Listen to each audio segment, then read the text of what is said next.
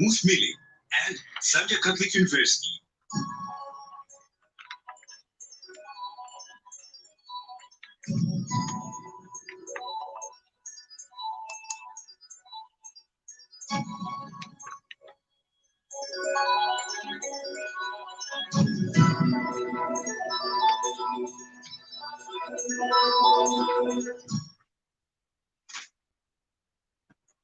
Radio Ichangelo, restoring everything in Christ with love and truth. Good afternoon with the main news. I'm Clara Singer. The headlines.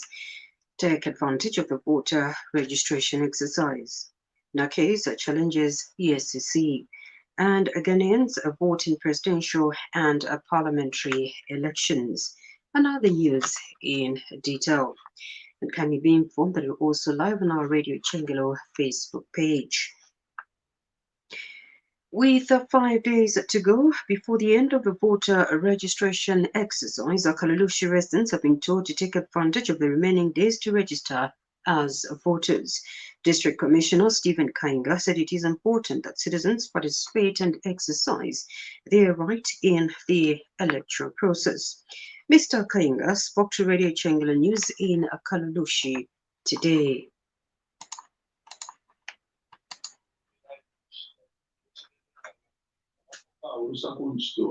Balefirwa okupoka eronombecha konka kubushikubwa konka kubafirwa futu kuwera mukweba tibese bapoke pamulandi wakweba tifimashini ebe batupera tataba kwena icho tulingalanda ko chakoselesha abantu mukweba tibi besho kushipikisha bantu uteko kupitira muli aba batu mwenene na musya kusala efyo basanga kugoncha nifirafi lero chingafwa ikakushipikisha no kumuno kwebati ngaulifeno mutima wa. And some residents who have found that the council registration center employed citizens to obtain voters' cards.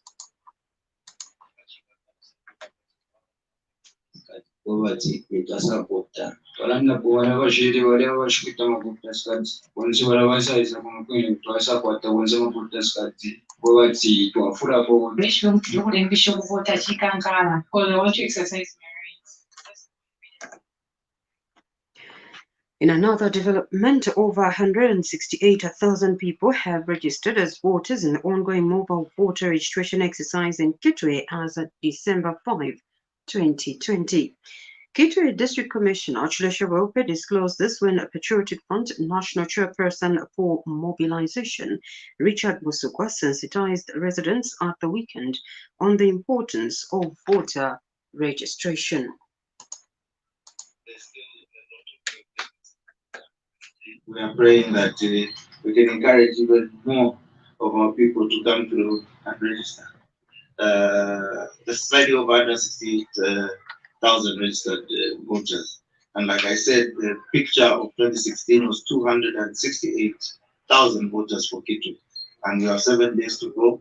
So indeed, sir, thank you for your encouragement, and we'll do everything with everybody who's participating. And Mr. Musoko encouraged the people not to wait for the last minute to register as voters. Waiting for the voter registration to be extended, let's come in big numbers and register. To take this opportunity to aid the residents of Kitwe, Copperbelt, and the entire Zambia to register in order to participate in the coming electoral process. The only way you can participate in leadership choice is through vote. The National Action for Quality Education, NAQUES, has called on the Anti-Corruption Commission, ACC, to investigate the allegations leveled against the Teaching Service Commission that it was taking bribes from teachers to promote them. Professional Teachers Union of Zambia General Secretary Kangwa Msenga, in the company of other officials, last week appeared before the Parliamentary Committee on Cabinet Affairs and accused some Teaching Service Commission officials of taking money from teachers before promoting them to positions of DEBS and a PEO. But NAQUES Executive Director Aaron Chansa says the anti-graft body must take in interest in the matter, as the allegations by Proteus against the Teaching Service Commission were too grave. In a statement, Mr. Chansa advised the Teaching Service Commission to begin advertising vacant positions in the teaching profession to avoid such allegations in future. As an organization that promotes social accountability and transparency in education, we are disappointed that almost 1 week after Professional Teachers Union of Zambia leveled grave corruption allegations against the Teaching Service Commission, the Anti-Corruption Commission has not moved in. We have not heard anything from the Anti-Corruption Commission. These allegations were very serious, and we expected the Anti-Corruption by now to move in so that if indeed there are some officers from the Teaching Service Commission, they must be brought to book. And if Mr. Musenga is lying, he must also be punished. We don't want corruption. Pope Francis has urged the faithful to ask God for the gift of conversion in Advent. Speaking from a window in his Angelus address while overlooking a rainy-swept St. Peter's Square, the Pope described Advent as a journey of conversion. But he was quick to acknowledge that true conversion is difficult and that many are tempted to believe it is impossible to leave sins behind. According to the Catholic News Urgency website, the Pope meditated on Sunday's Gospel reading in Mark, which describes John the Baptist's mission in the wilderness. Patriotic Front PF Secretary General Davis Mwila has implored the Church to offer guidance to politicians. Speaking after attending a Thanksgiving and fundraising mass at Kitwe's St. Mary's Parish in Mindolo yesterday, Mr. Miller said the Church plays a prophetic role of preaching peace, unity, and love. And Mr. Miller has called on the Church to pray for peace and unity in the country. The Patriotic Front Secretary General later donated 100,000 kwacha towards the fundraising event as the church intends to buy a parish vehicle, repair the church roof, and benches.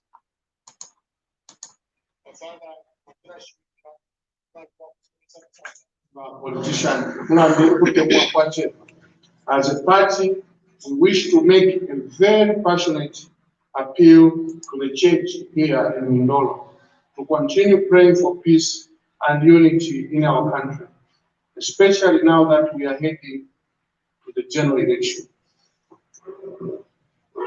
We request the church to continue playing its prophetic role by offering guidance to the political leadership in all political parties so that we may learn to love one another and use our influence for the good. And Nkana Member of Parliament Alexander Chiteme, who is also National Planning Minister, said he appreciates the relationship with the church in his constituency. It's a journey that we together as husbands and wives. And I want to dedicate it for CCI. Particularly address the hundreds about the difference. About 200,000 kwacha was raised in cash. The mounting of street lights has enhanced the security in Chingola Central constituency. Speaking to Radio Ichangala News in Chingola, Area Member of Parliament Matthew Nkua said criminal activities in his constituency have reduced after the mounting of street lights. Mr. Nkua also expressed optimism that the construction of essential roads has improved the economic status of the constituency. Take maybe 40 minutes to an hour. We drove to my home where we are sitting here. It will take you 5 minutes now. And most places, like if you are coming from Chiwembala, you want to go to Lulamba, it was impossible. You know, all the roads have been done now. There are even street lights. People can walk at night. They feel comfortable. You know, the roads have been Super. This is like the chimora I found when I came in at this.